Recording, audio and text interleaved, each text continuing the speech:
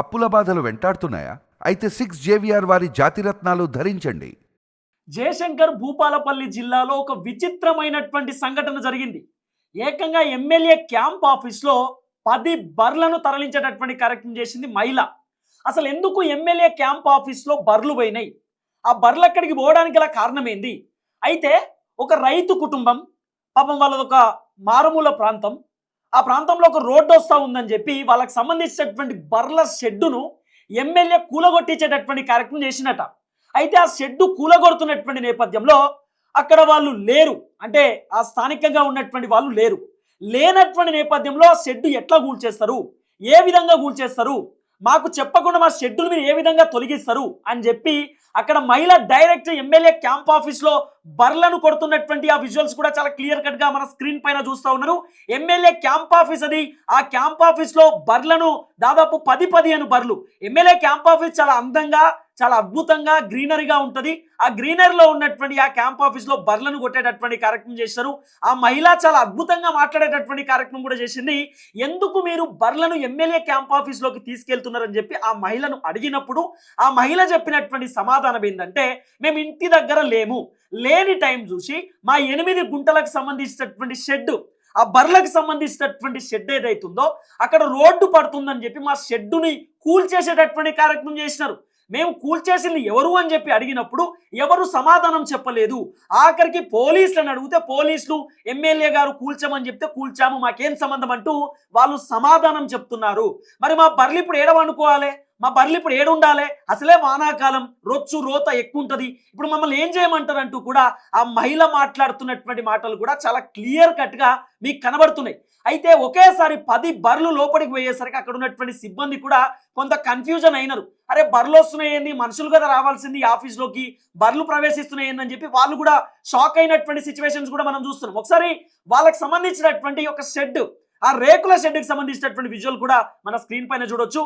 ఆ రేకుల షెడ్ ఎంత ఘోరం అంటే, ఒక ఎమ్మెల్యే అంటే ఏదైనా షెడ్ కూల్చే ముందు అట్లీస్ట్ వాళ్ళకి ప్రాపర్ ఇన్ఫర్మేషన్ ఇస్తే ఆ రేకులనైనా తీసుకొని పక్కన పెట్టేటటువంటి కార్యక్రమం చేస్తారు కదా.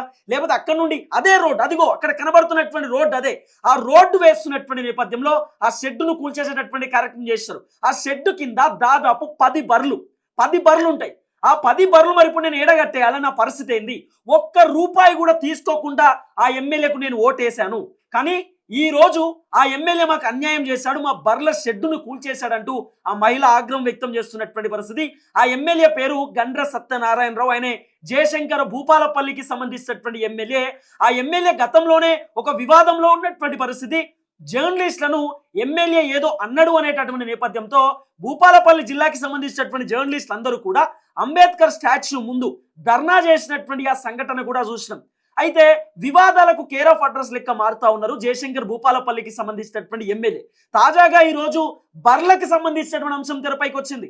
ఆ మహిళ మాట్లాడుతున్నటువంటి మాటలు చూసినప్పుడు నిజంగా చాలా మంది షాక్ అయినారు.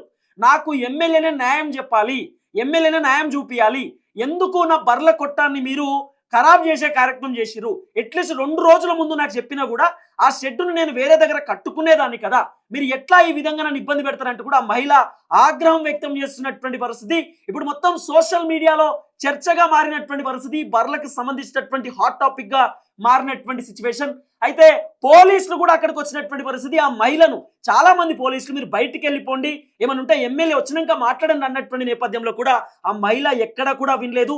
లేదు నేను ఖచ్చితంగా ఎమ్మెల్యే వచ్చిన తర్వాత, ఎమ్మెల్యేను నిలదీసిన తర్వాతనే ఇక్కడ నుండి పోతా అనేటటువంటి నేపథ్యంతో ఆ మహిళ బయటికి వెళ్ళలేదు. అయితే అక్కడ ఉన్నటువంటి జయశంకర్ భూపాలపల్లికి సంబంధించినటువంటి జిల్లా పోలీసులు ఏకంగా ఎమ్మెల్యే క్యాంప్ ఆఫీస్ దగ్గరికి వెళ్ళినటువంటి పరిస్థితి. క్యాంప్ ఆఫీస్ దగ్గరికి వెళ్ళి అక్కడ బర్లను బయట కొడుతున్నటువంటి నేపథ్యంలో కూడా ఆ మహిళ బర్లను బయట పోతున్నటువంటి నేపథ్యంలో అడ్డుకునేటటువంటి ప్రయత్నం కూడా చేసింది. లేదు, ఇక్కడే ఉంటాయి బర్లు, ఇక్కడే కూర్చుంటా, నా షెడ్డును మీరు ఏ విధంగా కూల్చేస్తారు, ఎలా కూల్చేస్తారు, గవర్నమెంట్ రోడ్డు అయితే నాకు సమాధానం చెప్పండి, నాకు ఆన్సర్ ఇవ్వండి, ఎందుకు కూల్చేశారంటూ కూడా మహిళ వాగ్వాదానికి దిగినటువంటి ఘటన మనం చూస్తున్నాం.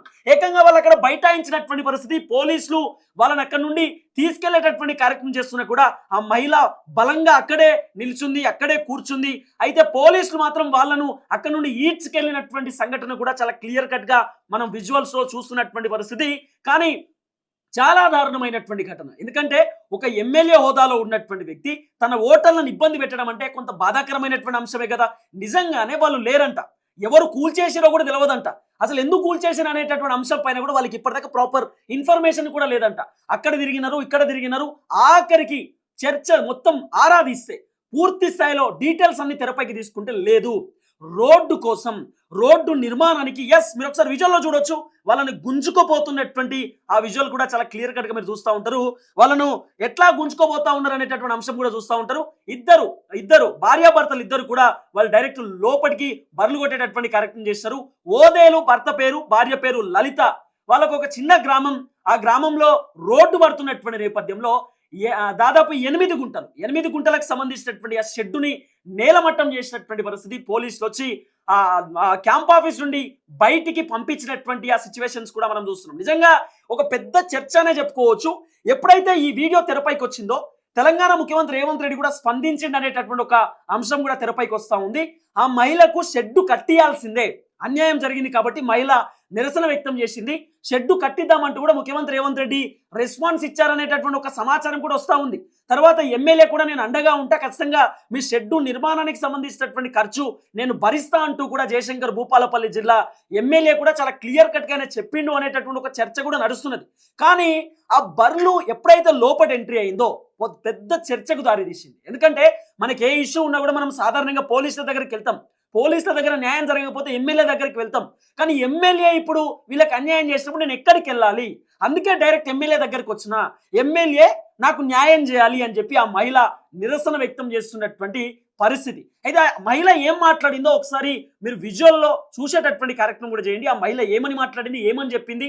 ₹1 నేను డబ్బులు తీసుకోకుండా ఓటు వేస్తే మాకు ఈరోజు శిక్ష వేశారంటూ కూడా ఆ మహిళ మాట్లాడేటటువంటి కార్యక్రమం చేసింది. ఫస్ట్ ఆ మహిళ ఏం మాట్లాడింది అనేది ఒకసారి మీకు విజువల్ వస్తుంది, ఒకసారి వినేటటువంటి కార్యక్రమం చేయండి. ఆ మహిళ ఏం మాట్లాడిందో.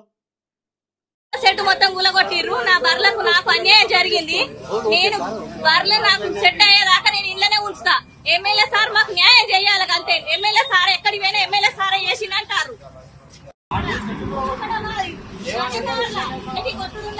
ఎమ్మెల్యే సార్ వచ్చిందంటే ఎమ్మెల్యే సార్ చెప్తే ఇప్పుడు సార్ లేడు, సార్ చెప్పిండు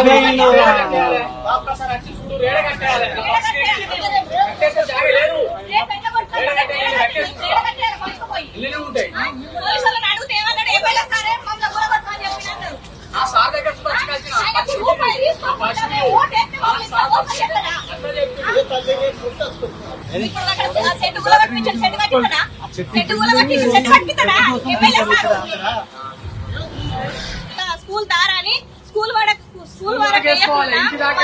వేసి మా బర్ల ఫామ్ మొత్తం కూలగొట్టి పోలీసులు ఏమంటారంటే ఎమ్మెల్యే సారే మమ్మల్ని కూలగొట్టమని చెప్పిండు, కమిషనర్ కూడా చెప్పిండు అని చెప్తారు. కమిషనర్ దగ్గరికి పోయినాం, కమిషనర్ దగ్గరికి పోతే అది మా టీపీఓ మున్సిపాలిటీ నుంచి వెళ్ళి